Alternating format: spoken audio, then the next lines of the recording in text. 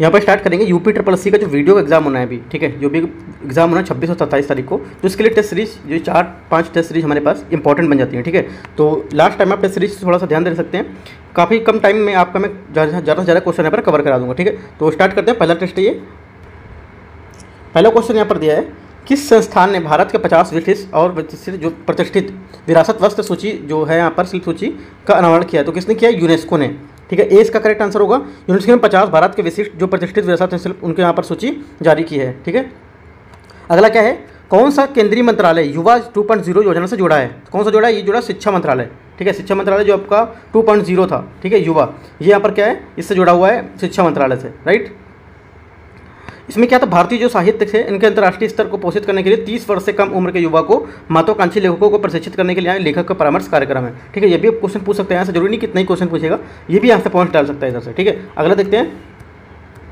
Second question है, स्वच्छ सर्वेक्षण पुरस्कार 2022 में किस शहर ने पहला स्थान हासिल किया? ठीक है, ये किसने हासिल किया था? ये किया था आपका इंदौर ने, कंटिन्यू ऐसा करता आ रहा है इंदौर, ठीक है। स्वच्छ सर्वेक्षण 2022 में सर्वश्रेष्ठ प्रदर्शन करने वाले इंदौर श्रेणी लगा 6ठी बार, जैसा बताया आपको, ठीक है। स्वच्छ शहर घोषित किया गया। इसके बाद सूरत और नवी मुंबई का नंबर आता है।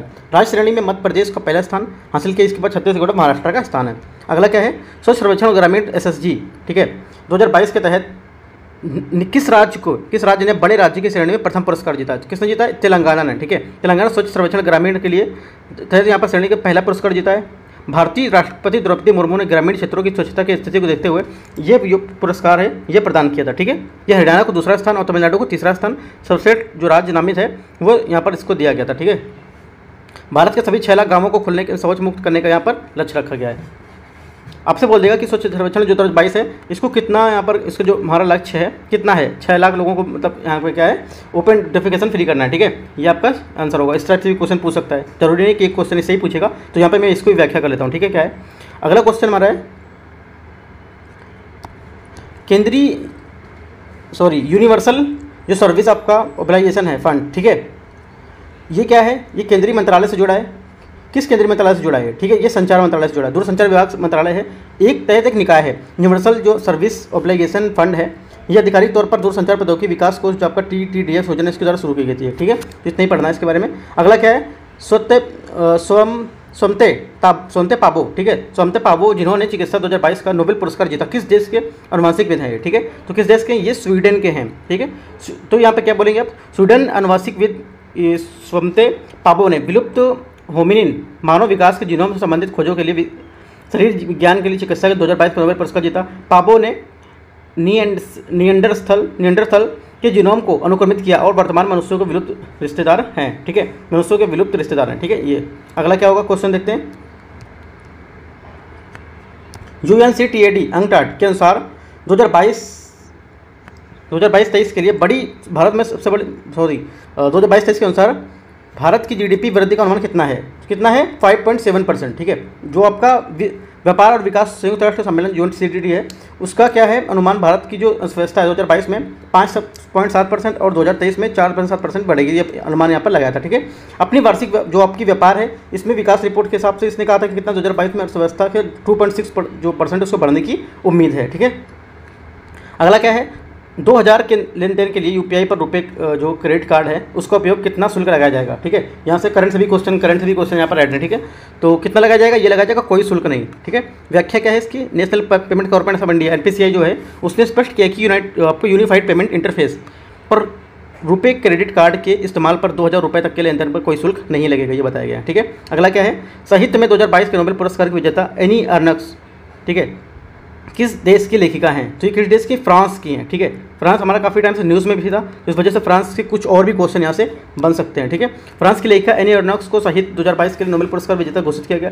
ये 82 वर्षीय लेखिका, उन्होंने उपन्यास के लिए जाना जाता है जो वर्ग और लिंग भेद व्यक्तिगत अनुभव पर आधारित है। एनी अर्नक्स द्वारा लिखी गई 20 से अधिक पुस्तकें दशकों से फ्रांस में स्कूली पाठ हैं। इस वर्ष साहित्य पुरस्कार के दावेदारों में से एक भारत के जन्मे लेखक सलमान रुश्दी भी थे, ठीक है, याद रखना है। अच्छा है, इंपॉर्टेंट, ये इसका व्याख्या भी इंपॉर्टेंट है। ऑप्टिमस किस कंपनी द्वारा लॉन्च किया गया है? जो ऑप्टिमस है ये लॉन्च किया गया टेस्ला के द्वारा, ठीक है। टेस्ला के CEO कौन है? एलन मस्क है, ठीक है। ऑप्टिमस नाम का एक जो आपका प्रोटोटाइप है ह्यूमनाइड रोबोट पेश किया गया जो कारों को जो ऑटो पायलट ड्राइवर सहायता जो सुरक्षा है, सुविधा है, वो यहाँ पर कृत्रिम बुद्धिमत्ता सॉफ्टवेयर के द्वारा पर यहाँ पर क्या साझा करेगा उसको, ठीक है। तो ये किसके द्वारा था, ये टेस्ला के द्वारा चलाया गया है, और ये क्या है, एक रोबोट टाइप है, ठीक है। ऐसे भी क्वेश्चन पूछ सकता है कि ऑप्टिमस ये है क्या है, ठीक है, एक वायरस है, एक कुछ भी बोल सकता है सर। तो क्या ये आपका रोबोट है, ठीक है, रोबोट के तौर पर कार्य करेगा ये। अगला, कूनो राष्ट्रीय उद्यान जो न्यूज़ में था काफ़ी, ठीक है, कूनो राष्ट्रीय उद्यान जहाँ चीतों को लाया गया था किस राज्य में स्थित है, ये आपका मध्य प्रदेश में स्थित है। केंद्र सरकार ने मध्य प्रदेश में कूनो राष्ट्रीय उद्यान और निर्दिष्ट क्षेत्रों को चीता की शुरुआत की निगरानी के लिए 9 सदस्यीय टास्क फोर्स का गठन किया है। राष्ट्रीय बाघ संरक्षण प्राधिकरण, टाइगर कंजर्वेशन अथॉरिटी, NTCA चीता टास्क फोर्स के कामकाज की सुविधा प्रदान करेगा। ये 2 साल की अवधि के लिए लागू किया हुआ, और चीता की जो स्वास्थ्य स्थिति है यहाँ पर इसका पता लगाएगा और निगरानी करेगा इसको, ठीक है। अगला है, कौन सा केंद्रीय मंत्रालय प्रधानमंत्री कौशल विकास योजना को लागू करता है, ठीक है, कौन सा लागू करता है, ये करता है कौशल विकास और उद्यमिता मंत्रालय, ठीक है, इसको इतना ही पढ़ना है। अगला देखते हैं। अगला क्वेश्चन है, किस संस्थान ने central bank digital currency CBDC एक कंसेप्ट नोट जारी किया है। तो किसने जारी किया है, ये जारी किया है आपका भारतीय रिजर्व बैंक ने, ठीक है, भारतीय रिजर्व बैंक ने central bank digital currency CBDC एक कॉन्सेप्ट नोट जारी किया है यहाँ पर, राइट। अगला क्या है, अगला क्वेश्चन यहाँ पर, हाल ही में धर्म प्रवर्तन करने वाले दलितों के लिए अनुसूचित जाति SC के लिए स्थिति जांच के लिए गठित आयोग का प्रमुख कौन है, ठीक है, उसका आयोग कौन हो, तो उसका न्यायमूर्ति KG बालकृष्णन, ठीक है। केंद्र सरकार ने उन व्यक्तियों को अनुसूचित जाति का दर्जा देने की संभावना पर विचार करने के लिए एक आयोग नियुक्त किया है जो ऐतिहासिक रूप से अनुसूचित जाति के हैं, लेकिन हिंदू और बौद्ध और सिख धर्म के अलावा अन्य धर्मों में परिवर्तित हो गए। 3 सदस्यीय आयोग अध्यक्ष भारत के पूर्व न्यायाधीश KG बालकृष्णन, इस आयोग के 2 साल की रिपोर्ट देने के लिए यहाँ पर इसको कहा गया है, ठीक है। अगला क्या है, मोढेरा का जो आपका सूर्य मंदिर था, ठीक है, तो वहाँ मोढेरा में सूर्य मंदिर भी है और मोढेरा न्यूज़ में भी है। मोढेरा जिसे भारत में पहला 24/7 ऊर्जा संचालित गांव घोषित किया गया, इस किस केंद्र शासित प्रदेश में स्थित है, ये कहाँ स्थित है, गुजरात में स्थित है। प्रधानमंत्री नरेंद्र मोदी ने जो आपका मेहसाड़ा जिले के एक मोढेरा भारत को पहला सौर ऊर्जा गाँव यहाँ पर इसको क्या है, घोषित किया है। मोढेरा सूर्य मंदिर से भी जुड़ा हुआ है, ठीक है। गुजरात सरकार के अनुसार इस गांव के घरों में 1000 से अधिक सौर पैनल लगाए गए हैं, ठीक है, जिससे ग्रामीण को बिजली पैदा हो रही है, ठीक है। अगला क्या है,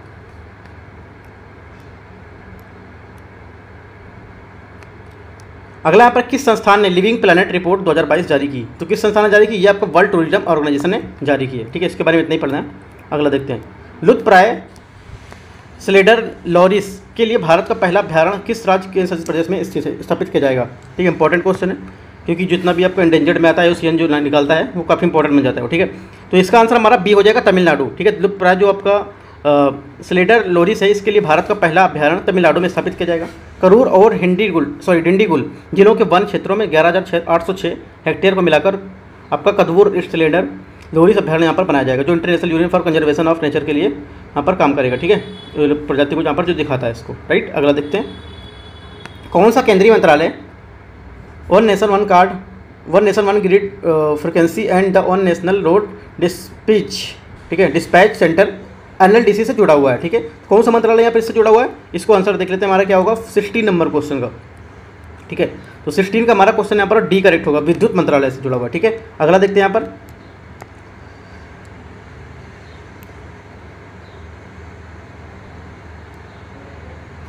अगला क्वेश्चन है, किस देश ने 2022 में ग्लोबल हंगर इंडेक्स का सबसे कम स्कोर हासिल किया।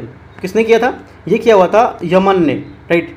4 संकेतकों पर यहाँ पर आधारित होता है, आपसे बोल देगा जो ग्लोबल हंगर इंडेक्स है कितने संकेतकों पर आधारित होता है, वो यहाँ बोल देगा इनमें से कौन से जो संकेतक हैं जो इसमें ग्लोबल हंगर इंडेक्स नहीं जारी किया था, ठीक है। तो कौन कौन से जारी किया था, अल्पोषण पर करता है, बाल स्टंटिंग भी करता है, बाल वेस्टिंग पर करता है और बाल मृत्यु पर करता है। इन 4 को आंकड़े निकालता है और उसके बाद यहाँ पर क्या ये रिपोर्ट जारी करता है, ठीक है। चीन और कुवैत एशियाई देश हैं जिन्हें इस सूची में सबसे ऊपर रखा दिया है, मतलब स्थान दिया गया है। दक्षिण एशियाई क्षेत्र में भूखमरी का स्तर सबसे अधिक है। यमन दुनिया में ग्लोबल हंगर इंडेक्स में 2022 में अंतिम स्थान पर है, ठीक है। किस राज्य को प्रधानमंत्री आवास योजना या शहरी जो पुरस्कार 2021 में का पहला स्थान मिला, मतलब पहला स्थान मिला यहाँ पर इसको, ठीक है। क्या है यहाँ पर इसका होगा उत्तर प्रदेश, इंपॉर्टेंट क्वेश्चन है यूपी के लिए। तो उत्तर प्रदेश भारतीय जो आपका प्रधानमंत्री हैं आवास योजना शहरी जो आपका पुरस्कार 2021 इसका पहला स्थान यहाँ पर हासिल किया। इसके बाद क्रमशः मध्य प्रदेश और तमिलनाडु का स्थान है, ठीक है।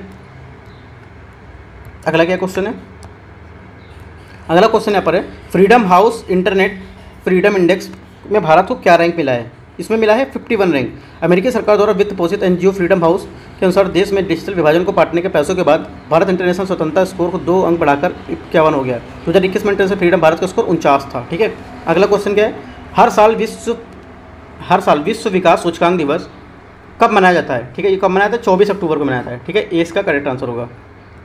संयुक्त राष्ट्र हर साल ये क्या है, 24 अक्टूबर को दुनिया भर विश्व का सूचना दिवस के रूप में यहाँ पर इसको मनाता है। ठीक है, अगला देखते हैं। 1972 में संयुक्त राष्ट्र महासभा द्वारा संयुक्त राष्ट्र सभा ने विश्व विकास सूचना दिवस की स्थापना की थी 1972 में, राइट। इसका 50 साल ऑलरेडी पूरा हो चुका, तो इस वजह से इंपॉर्टेंट न्यूज़ में है। ठीक है, अगला क्या है, सिम्बैक्स भारत और किस देश के बीच आयोजित एक समुद्री त्रिपक्षीय अभ्यास है? तो ये आपका क्या है, सिंगापुर। ठीक है, सिंगापुर और आपका भारत, राइट, इसका अभ्यास ही है। भारत सिंगापुर की नौसेनाएं विशाखापट्टनम सिंगापुर समुद्री जो त्रिपक्षीय अभ्यास है, यहाँ पर ये भाग ले रही है इसमें। ठीक है, 29वां संस्करण इसका है, मेजबानी कर रहा है। अगला क्या है, क्लाइमेट जो आपका ट्रांसपेरेंसी रिपोर्ट है 2022 के अनुसार गर्मी से संबंधित जो श्रम क्षमता में कमी के आए के नुकसान का कौन सा देश सबसे अधिक प्रभावित हुआ इसमें? भारत। ठीक है, G20 देशों में जलवायु विश्लेषण संगठनों की साझेदारी में द्वारा क्लाइमेट जो आपका ट्रांसपेरेंसी रिपोर्ट 2022 की जारी की गई। इस रिपोर्ट के अनुसार इन क्षेत्रों में आय के नुकसान के सबसे ज़्यादा प्रभावित हुए, जिसमें से जीडीपी में 5.4। ठीक है, इंडोनेशिया जीडीपी का कितना 1.6। जो ये क्या है, इससे हमारे जो गर्मी से संबंधित यहाँ पर जो प्रभावित हुए थे देश, वो यहाँ पर इसका नाम दिए हुए हैं। ठीक है, अगला क्या है, 2023 फीफा महिला विश्व कप। ठीक है, 2023 फीफा महिला विश्व कप के लिए आरंभ किए गए शुभंकर का क्या नाम था? ठीक है, जैसा कि मैंने ऊपर देखा हुआ था, जिसमें शुभंकर का नाम था तजुनी। ठीक है, पेंगुइन तजुनी ऑस्ट्रेलिया के और न्यूजीलैंड के अगले साल होने वाले फीफा जो विश्व कप है उसके लिए शुभंकर यहाँ पर इसका अनुवरण किया गया है। ठीक है, अगला देखते हैं, मच्छू नदी पर मोरबी ब्रिज। ठीक है, मोरबी ब्रिज किस राज्य में स्थित है? जैसा कि काफ़ी न्यूज़ में था, आपका गुजरात भी इसका आंसर होगा। ठीक है, अगला क्या है, जिसका अभी 135 साल पुराना पुल था, जिसके जो गिरने से 40 महिलाओं बच्चों के यहाँ पर मौत हो गई थी। ठीक है, तो ये क्वेश्चन था यहाँ पर।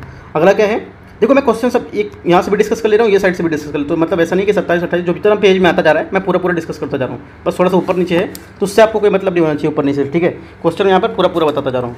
27 है, किस देश ने सबसे पहले विश्व सुनामी जागरूकता दिवस मनाने का सुझाव दिया था? किसने दिया था? जापान ने। ठीक है, अगला क्वेश्चन क्या है, 29वां नंबर, 2022 में भारत की G20 अध्यक्षता की थीम क्या है? ठीक है, क्या है इसका? वसुधैव कुटुंबकम। सी इंपॉर्टेंट है। ठीक है, तो भारतीय प्रधानमंत्री भारत की जो G20 अध्यक्षता के लिए लोगो थीम वेबसाइट का शुभारंभ किया। G20 लोगों के जो राष्ट्रीय ध्वज उसके रंगों के प्रेरणा लेना, इस लोगों में पृथ्वी जीवन के प्रति भारत के जो गृह समर्थक हैं उसमें दृष्टिकोण को दर्शाती है। और G20 लोगों के लिए यहाँ पर नीचे लिखा गया है कि G20 अध्यक्षता थीम की वसुधैव कुटुंबकम, इसके जो वसुधैव कुटुंबकम है ये सब महाउपनिषद से लिया गया। कहाँ से? महाउपनिषद। ऐसे भी क्वेश्चन पूछ सकता है कि जो वसुधैव कुटुंबकम है ये किस उपनिषद से लिया गया है? मुंडकोपनिषद, महाउपनिषद और भी उपनिषद दे देगा। ठीक है, तो यहाँ से पूछ लेगा क्वेश्चन। अगला क्वेश्चन क्या है, पीएम गति शक्ति। ठीक है, पीएम गति शक्ति मल्टी मॉडल जो आपका जलमार्ग शिखर सम्मेलन का जो मेजबानी कौन कर रहा है? वाराणसी कर रहा है, यूपी। ठीक है, अगला क्या है,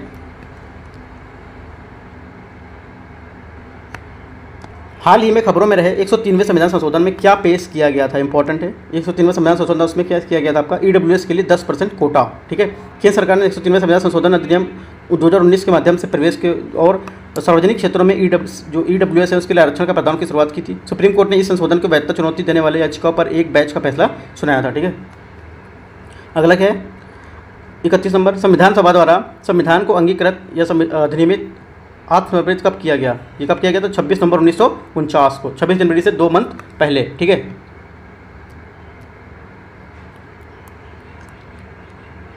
अगला देखते हैं, 32 क्वेश्चन है, नए राज्यों का गठन या उसके नाम परिवर्तन करने की शक्ति किसे प्राप्त है? ये संसद को प्राप्त है, राइट। अगला क्या, यह अनुच्छेद 2 के तहत। अगला है संविधान के 86वें संशोधन से संबंधित किससे संबंधित है? ये संबंधित है आपका, देखो, मूल अधिकार से, नीति आवश्यकता तो से, मौलिक कर्तव्य से। ये 86वें संविधान संशोधन यहाँ से संबंधित है, जैसे कि देख लेते हैं यहाँ पे भी 86वें संविधान संशोधन 2002 शिक्षा से संबंधित है। इसके तहत मूल अधिकारों में अनुच्छेद 21 के तहत शिक्षा का अधिकार मूल अधिकार बनाया गया था। इसके अनुसार 6 वर्ष की आयु से जो 14 वर्ष के बच्चे थे उनको भी यहाँ पर निःशुल्क शिक्षा अनिवार्य की जाएगी, ये नीति तत्वों में दिखाया गया था। अनुच्छेद 45 के तहत यहाँ पर 6 वर्ष की जो आयु के अनुसार सभी बच्चों को बाल्यकाल की देखरेख और शिक्षा के लिए यहाँ पर प्रयास करेगा। ठीक है, तो यहाँ पर ये सब जो बात थी यहाँ पर इसमें बताई गई थी 86वें संशोधन में। अगला क्या है 35वां क्वेश्चन।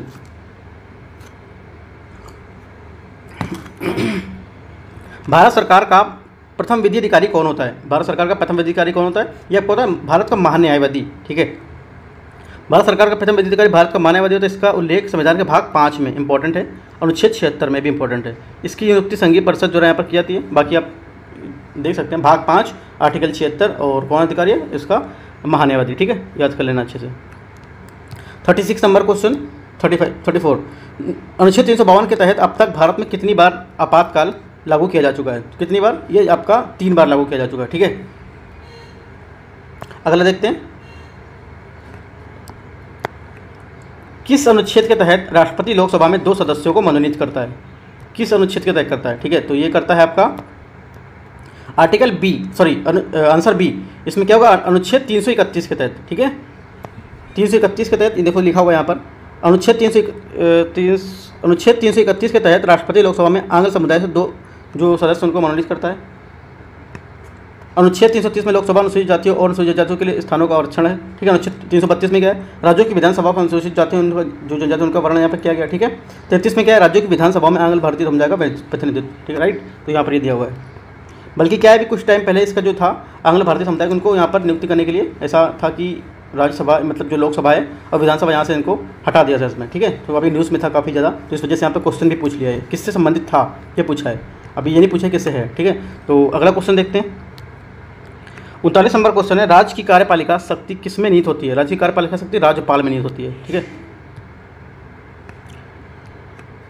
धन विधेयक को राज्यसभा में अपने पास कितने दिन तक रोक सकता है? ये 14 दिन तक रोक सकता है इसको। राइट, अगला क्वेश्चन है, लोक उपक्रम समिति अपनी रिपोर्ट किसे सौंपती है? लोक उपक्रम रिपोर्ट अपनी लोकसभा अध्यक्ष को सौंपती है। ठीक है, ए इसका आंसर होगा। इसमें कुल 22 सदस्य होते हैं, 15 लोकसभा से 7 राज्यसभा से होते हैं। ठीक है, अगला क्या है, निम्नलिखित में से किस समिति द्वारा पंचायती राज व्यवस्था द्विस्तर ढांचे की संतुष्टि की गई थी? तो क्या होगा यहाँ पर? डी, अशोक मेहता समिति। डी इसका करेक्ट आंसर होगा। देखो कौन कौन सी समिति थी इसके हिसाब से दिया हुआ है। बलवंत राय मेहता समिति 1957, ये सब पंचायती राज जो व्यवस्था से संबंधित हैं। ठीक है, अशोक मेहता समिति 1970, डॉक्टर PVK राव समिति, डॉक्टर PMLV सिंघवी समिति, PK थुंगन समिति, ये सब क्या है? आपकी जो पंचायती राज व्यवस्था है उससे संबंधित यहाँ पर समितियाँ हैं ये। ठीक है, अगला क्वेश्चन क्या है, भारत की आकस्मिक निधि की स्थापना कौन करता है? भारत की आकस्मिक निधि संसद करती है इसका। ठीक है, आपका कौन? आर्टिकल 261, ठीक है, सॉरी 267 का 1 के तहत संसद भारत की आकस्मिक निधि की स्थापना करती है। यह निधि राष्ट्रपति के व्ययाधीन रखी जाती है। इस विधि के आकस्मिक और जो अनपेक्षित जो व्यय है उसकी पूर्ति के लिए यहाँ पर संसद के अनुमोदित तक टाला नहीं जा सकता है। ठीक है, ये जो निधि होती है इससे व्यय के लिए संसद की पूर्व मंजूरी की आवश्यकता नहीं है। अगला क्या है 43, संविधान की 8वीं सूची के मूल रूप से कितनी भाषाएं थीं? कितनी भाषाएं थीं? ये आपकी 14 भाषाएं थीं। अगला क्या है, निम्नलिखित में से कौन सम्मिलित नहीं है? आपको अच्छे से क्वेश्चन पढ़ना है, क्या पूछ रहा है, कौन सम्मिलित नहीं है इसमें से? तो इसको देख लेते हैं। आम आदमी पार्टी 2014। ठीक है, जो आपकी आम आदमी पार्टी थी इसका गठन कब हुआ था? 2012 में हुआ था। राइट, 2012 में हुआ था। हाल ही में केंद्रीय चुनाव आयोग ने इसके आम आदमी पार्टी को राष्ट्रीय पार्टी के तौर पर यहाँ पर मान्यता दे दी है। अब कुल देश में टोटल 6 राष्ट्रीय राजनीतिक दल हो गए हैं। ठीक है, Bharatiya Janata party, Bahujan Samaj party, Samajwadi party, आम आदमी पार्टी और आपका Communist Party of India, National People's Party. ठीक है, तो इतनी पार्टियाँ हो गई। ठीक है, याद रखना है आपको। अगला क्या है, निम्नलिखित में से कौन सा विषय संघ सूची के अंतर्गत शामिल किया जाता है? तो कौन सा किया जाता है? नागरिकता। ये इसका यहाँ पर करेक्ट आंसर होगा। अगला क्वेश्चन देखते हैं। अगला क्वेश्चन है,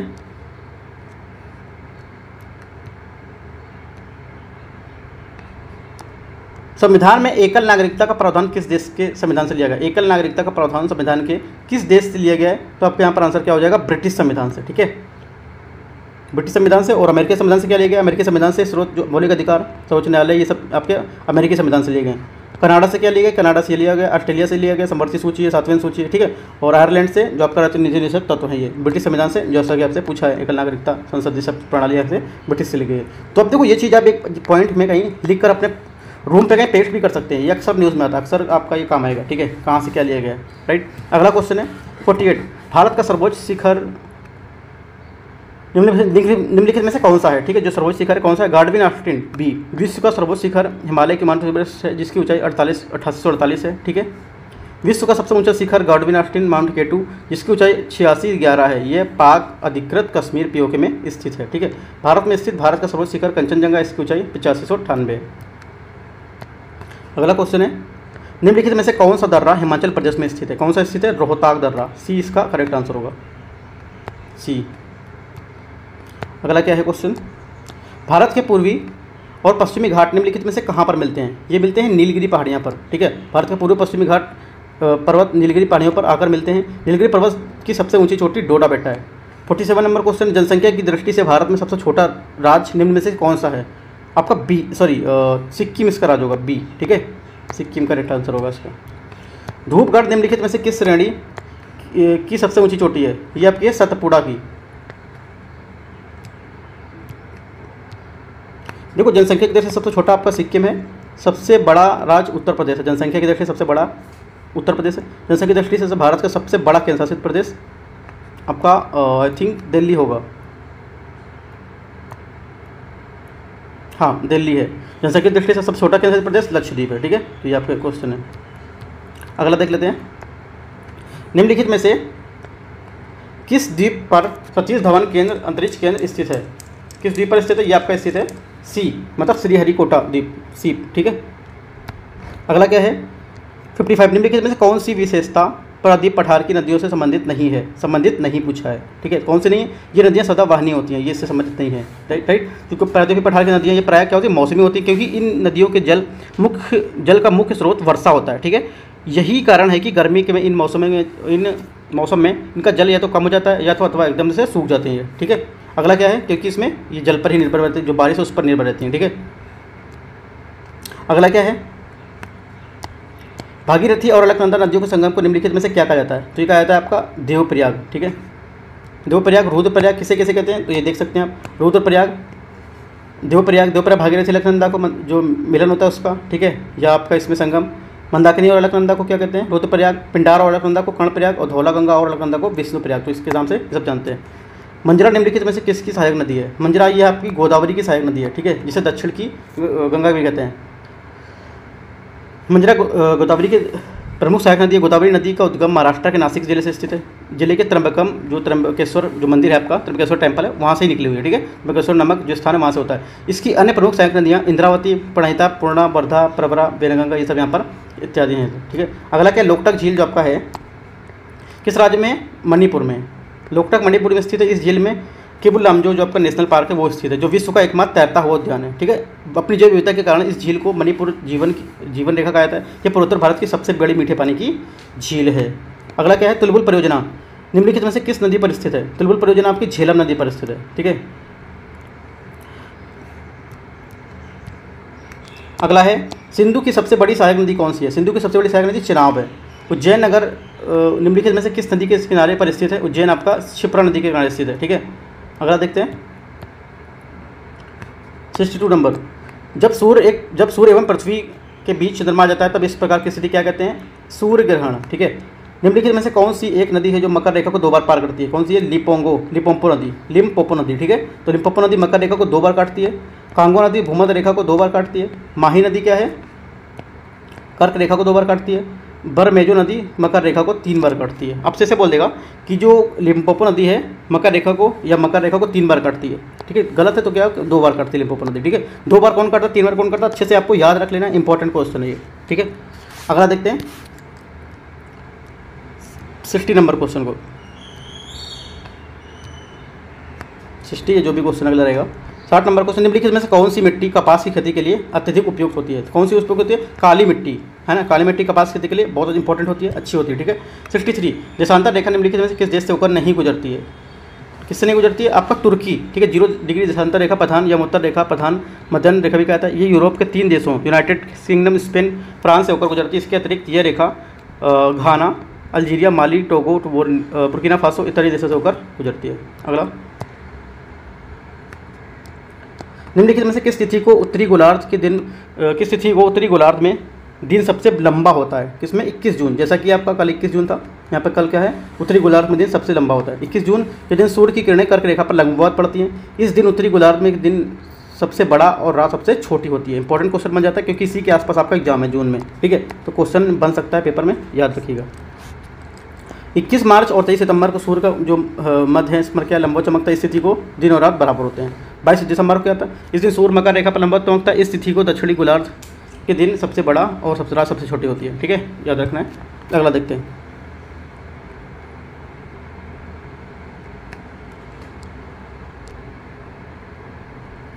अगला क्वेश्चन देखते हैं 62 नंबर क्वेश्चन, जो भी नंबर रहेगा।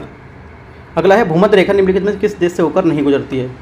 तो ये किससे नहीं गुजरती, मैक्सिको से, ठीक है। भूमध्य रेखा ऐसी काल्पनिक अक्षांश रेखा जो पृथ्वी के 2 बराबर भागों में बांटती है, ठीक है, पृथ्वी को 2 बराबर भागों में बांटती है। यह रेखा मैक्सिको से होकर नहीं गुजरती है। भूमध्य रेखा पर पड़ने वाले प्रमुख देश केन्या, इंडोनेशिया, ब्राजील इत्यादि है यहाँ पर, ठीक है। अगला क्या है, माउंट एटना ज्वालामुखी निम्नलिखित में से किस देश में स्थित है। माउंट एटना ज्वालामुखी आपका स्थित है इटली में, ठीक है, इटली के सिसिली में स्थित है, ठीक है। अगला देखते हैं, विश्व की सबसे ऊंची नौगन्य झील निम्नलिखित में से कौन सी है। तो कौन सी है ये आपकी है टिटिकाना। अगला क्या 66 वी आकार की घाटी का निर्माण निम्नलिखित में से किस अपरदन के कारक के प्रभाव से होता है। तो किसके कारण, नदियों के प्रभाव से, ठीक है, ये यहाँ पर इसका आंसर होगा। अगला क्या सिंधु घाटी सभ्यता के समय निम्नलिखित में से कौन सा कथन सत्य नहीं है, सत्य नहीं पूछा है, कौन सा होगा। कालीबंगा से खुदाई में लकड़ी का हल प्राप्त हुआ, तो ये गलत है। कालीबंगा से लकड़ी का खुदाई का हल नहीं मिला था, जबकि यहाँ पर क्या है, जुते हुए खेत के साक्ष्य मिले थे यहाँ पर, ठीक है। लकड़ी का जो हल था बनावली से प्राप्त हुआ था, बनावली हरियाणा से प्राप्त हुआ था, राइट। अगला है मृत घाटी निम्नलिखित में से किस देश में स्थित है। मृत घाटी आपकी स्थित है यूएसए में। मृत घाटी यूएसए के कैलिफोर्निया में स्थित है। कैलिफोर्निया के अतिरिक्त सान जुआन घाटी भी यहाँ पर स्थित है। ब्लैक वुड घाटी ऑस्ट्रेलिया के जो बटरफ्लाई घाटी है वहाँ पर स्थित है। हैप्पी घाटी हांगकांग में स्थित है तथा पंजशीर घाटी अफगानिस्तान में स्थित है। अगला क्या है, ऋग्वैदिक कालीन प्रशासन के संबंध निम्नलिखित कथनों पर विचार करना है, ठीक है। सही कौन सा मेरे सही है बताना है आपको। तो बी यहाँ पर सही है, बाजरपति चरागाह का अधिकारी होता था, ये सही है। और देखो स्पर्श जो होता था आपका ये गुप्तचर होता था, क्या है, ये गुप्तचर होता था। और जो आपका विस्पति है ये विष का प्रधान होता था, ठीक है। विस्पति मतलब विष का प्रधान, और पुरुष था वो आपका दुर्ग का अधिकारी होता था, राइट। तो ये आपको यहाँ से ये बताना है, आपको लिख लेना है कि किससे संबंधित होता था, ऋग्वैदिक काल में कौन किससे संबंधित था। ये अच्छे क्वेश्चन है, ठीक है। अगला देखते हैं, निम्नलिखित में से किस चट्टान में जीवाश्म नहीं पाए गए हैं। तो किसमें, ग्रेनाइट में। अगला 69 अपवा क्षेत्र की दृष्टि से विश्व की सबसे बड़ी नदी कौन सी है। अपवा क्षेत्र की दृष्टि से विश्व की सबसे बड़ी नदी निम्नलिखित में से कौन है, ठीक है, कौन सी है, ये अमेजन नदी, ठीक है। अपवा क्षेत्र में मगर जल जो आयतन है उसकी दृष्टि से क्या विश्व की सबसे बड़ी नदी अमेजन है। अमेजन विश्व की दूसरी सबसे लंबी नदी भी है, जो उल्लेखनीय है कि विश्व की सबसे लंबी नदी नील नदी है, ठीक है। अगला क्या है, चौथी संगीति की अध्यक्षता वसुमित्र ने की थी। इस संगीति का उपाध्यक्ष कौन था, अश्वघोष, ठीक है। सी इसका करेक्ट आंसर होगा। अगला देखते हैं, निम्न अभिलेखों पर विचार कीजिए। मास्की, नेतुर, उदयगोलम, ठीक है। उपयुक्त में से किस अभिलेख में अशोक को व्यक्तिगत नाम की जानकारी प्राप्त है। किसमें, तीनों में, ठीक है, मास्की, नेतुर और उदयगोलम में। 77 कौन सम्मिलित नहीं है पूछा है। तो मतलब 3 सही होंगे और एक कोई नहीं सही होगा। तो 3 सही कौन कौन से आपको देख लेना है और कौन सा एक नहीं सही है। जो सुलेमान एक अरबी यात्री था जो प्रतिहार शासक मिहिर भोज के दरबार में आया था, ठीक है। तो हमारा सुलेमान एक अरबी यात्री था। तो सुलेमान कहाँ पर है, ये अरबी यात्री था एक, राइट। सुलेमान ने मिहिर भोज के अरबों को घोर शत्रु बताया है, ठीक है। तो डी इसका आंसर होगा। अगला 78 क्वेश्चन है, सल्तनत कालीन प्रशासन में मुहत्सिब का क्या कार्य था। क्वेश्चन अच्छा है। मुहत्सिब का कार्य क्या था, न्याय विभाग का सहायक था ये, ठीक है। सी इसका आंसर होगा।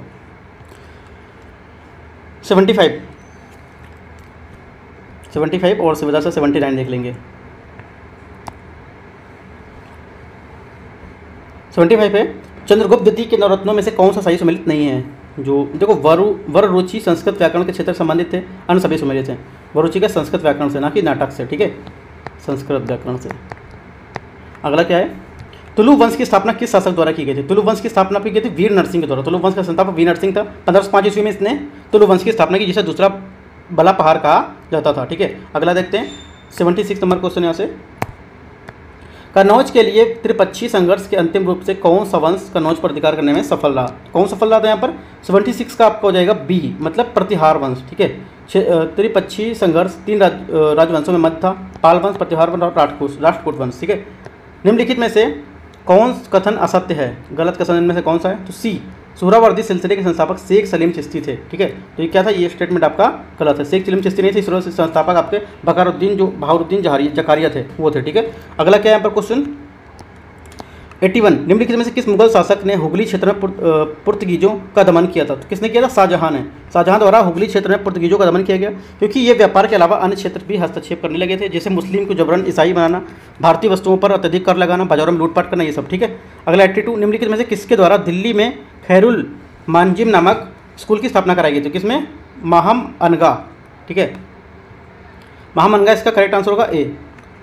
86, निम्नलिखित में से कौन सा कथन दयानंद सरस्वती संबंधित नहीं है? कौन सा नहीं है? सी इसका आंसर हो जाएगा। 86 में 1886 में दयानंद सरस्वती ने आर्य समाज की स्थापना बम्बई में की थी, सी। ठीक है, क्या होगा? स्वामी दयानंद सरस्वती ने 1875 मुंबई में इसकी स्थापना की थी, क्या होगा? सी गलत है इसका। अगला देखते हैं, निम्नलिखित में से कौन सम्मिलित नहीं है? नहीं पूछा है, तो इसमें से सम्मिलित हमारा कौन नहीं होगा? मणिग्रामम। ठीक है, मणिग्रामम ये क्या था? मणिग्रामम चोलकालीन व्यापारियों का एक संघ होता था, जबकि अन्य सही यहाँ पर सभी सम्मिलित हैं। ठीक है, 87, तिलक ने अपने होम रूल लीग की स्थापना कहाँ की थी? ये कहाँ की थी? ये की थी पुणे में। ठीक है, पूना। अप्रैल 1916 में बाल गंगाधर तिलक ने पुणे में अपनी होम रूल लीग की स्थापना की थी। 88 नंबर क्वेश्चन, 19 स्मरण पत्र 19 स्मरण पत्र किस कांग्रेस अधिवेशन में संबंधित है? ये संबंधित आपका लखनऊ अधिवेशन से 1916। इंपॉर्टेंट क्वेश्चन है। ठीक है, अगला देखते हैं 85 नंबर क्वेश्चन, 85, 84। भारत का प्रथम प्रिंटिंग प्रेस किसने स्थापित किया था? ये किया था पुर्तगालियों ने। ठीक है, कब? 1556 ईस्वी में। 85, ब्रिटिश सर्जन हैमिल्टन ने मुगल बादशाह को किसी रोग से मुक्ति दिलाई, जिससे प्रसन्न होकर बादशाह एक अपनी फरमान जारी की, जिससे अपनी कंपनी में अगर काटा, वह बादशाह कौन था? ठीक है, तो उसका नाम देख लेते हैं कौन था। 85,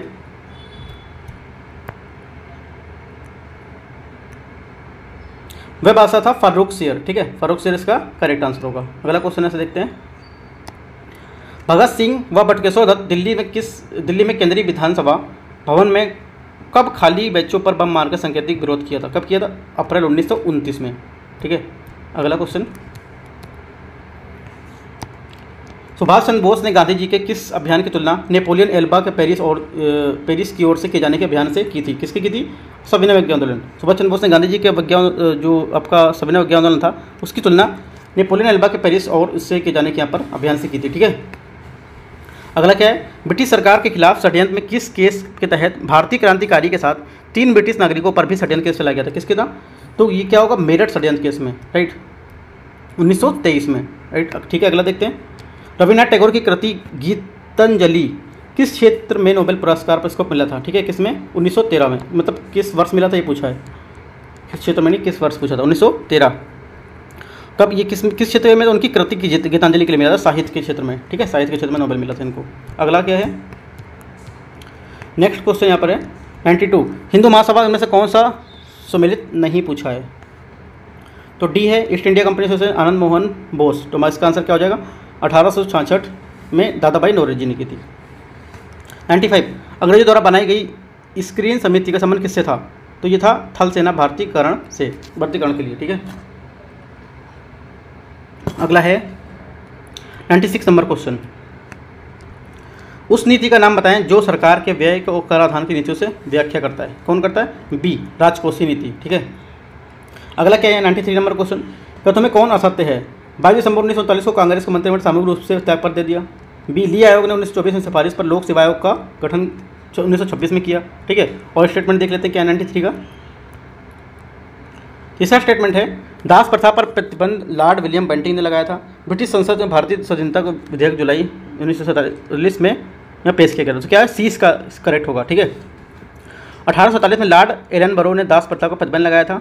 ठीक है, बाकी सब कथन सही है। तीसरा क्वेश्चन यहाँ पर, तीसरा जो सी था ये यहाँ पर गलत होगा, इसका सी गलत होगा, बाकी यहाँ पर सब सही है। अगला क्वेश्चन देखते हैं। अगला क्वेश्चन यहाँ पर, राजकोषीय नीति संबंधित असत्य कथन की पहचान कीजिए। कौन सा गलत है? ए गलत होगा, इस नीति का निर्धारण भारतीय रिजर्व बैंक द्वारा होता है। ठीक है, ए इसका आंसर होगा। अगला क्या? 100 नंबर क्वेश्चन, कर के साथ कर आधार पर ही किसी विशेष प्रयोजन के लिए लगाया जाने वाला कर कहलाता था क्या? उपकर।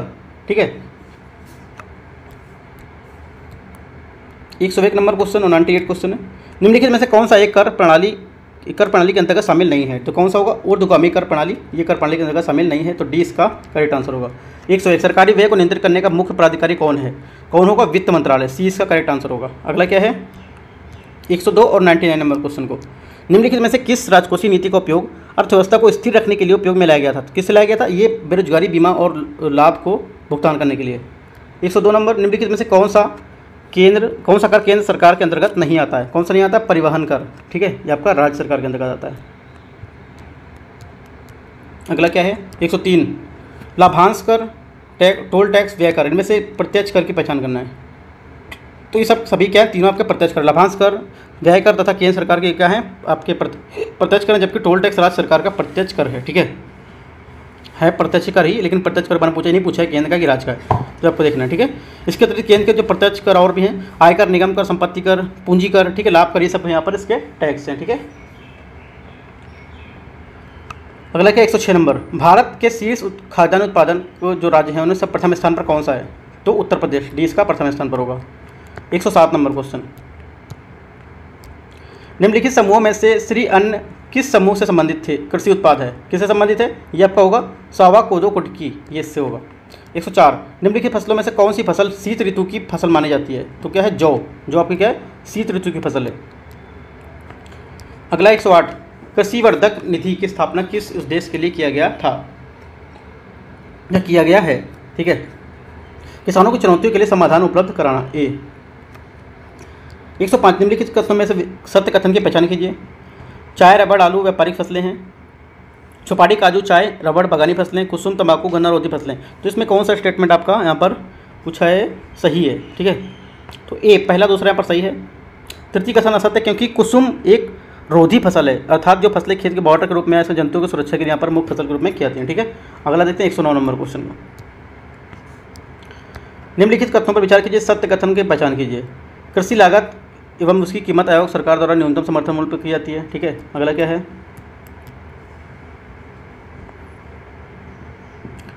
सेकंड क्या है? वर्तमान में 22 फसलों के लिए आयोग न्यूनतम समर्थन मूल्य की संस्तुति करता है। तो करेक्ट आंसर क्या होगा? सी। दोनों बातें यहाँ पर क्या है? सही बोली जा रही हैं, ठीक है। अगला क्वेश्चन क्या है? फ्यूज का सिद्धांत किससे संबंधित है? क्या है ये? विद्युत ऊष्मीय प्रभाव से संबंधित है, ठीक है। ये क्लास 12 का जो साइंस है वहाँ से संबंधित है क्वेश्चन ये। अगला है 110 वर्तमान में भारत की कृषि निर्यात में स्थान कितना है? 13वां स्थान है।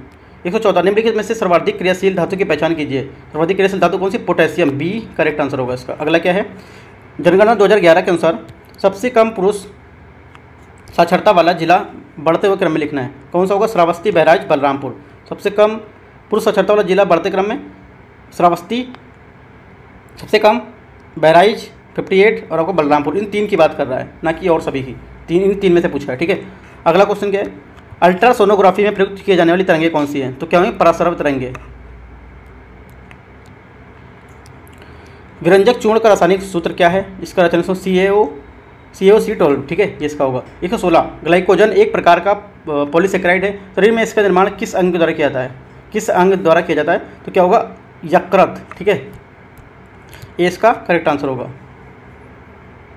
यकृत क्या है? जब रक्त में ग्लूकोज की मात्रा अधिक होती है तब यकृत अतिरिक्त ग्लूकोज की मात्रा को ग्लाइकोजन में बदलकर संचित कर देता है इसको, ठीक है। अगला क्वेश्चन, धार्मिक जनगणना 2011 के अनुसार राज्य में सबसे कम जनसंख्या किस धर्म को मानने वालों की है? ठीक है, तो क्या होगा? सिख धर्म को मानने वालों की। धार्मिक जनगणना 2011 सबसे कम सिख धर्म को मानने वाली जनसंख्या कितना? 0.10%, जबकि 79.73 हिंदू धर्म को मानने वाले हैं, ठीक है। अगला क्या है? 121 में, जब पृथ्वी की घूर्णन गति को तीव्र कर दी जाती है तो गुरुत्वाकर्षण पर क्या प्रभाव पड़ेगा? ये पड़ेगा, कम हो जाएगा, ठीक है। ये गुरुत्वाकर्षण क्या है? इसमें कम हो जाएगा, तो हमारा क्या आंसर होगा? बी इसका करेक्ट आंसर होगा। वर्तमान घूर्णन गति पर पृथ्वी का जी का मान 9.8 मीटर पर सेकंड होता है, ठीक है। 118 2011 जनगणना सर्वाधिक साक्षरता केरल में, इसके बाद कौन सा स्थान? इसके बाद आपका मिजोरम का स्थान है, ठीक है, 93.9 केरल का है, और मिजोरम में इसका स्थान कितना होगा? 91.6 होगा, ठीक है। अगला है 2011 की जनगणना के अनुसार भारत का कौन सा प्रदेश ऐसा जहाँ पे स्त्रियों की संख्या पुरुषों की संख्या से अधिक है? कहाँ पर है? केरला में। कितना? 1084 है। अगला क्या है क्वेश्चन? 119 किसी पौधे की लंबाई में वृद्धि के लिए कौन सा ऊतक जिम्मेदार होता है? ये होता है विभाज्योत्तर ऊतक।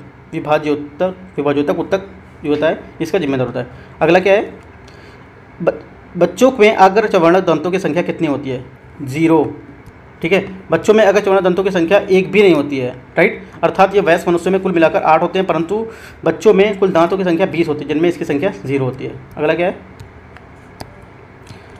एस्किमो जनजाति के लोग उत्तरी ध्रुव के क्षेत्र में रहते हैं। उन घरों में इग्नू कहते हैं। इग्नू है किस कारण से रहने के लायक गर्म है? ठीक है, वातावरण में किस लायक गर्म है? तो क्या होगा यहाँ पर, ऊष्मा की संवहन विधि के कारण। ठीक है, ऊष्मा की संवहन विधि के कारण ये गर्म रहता है।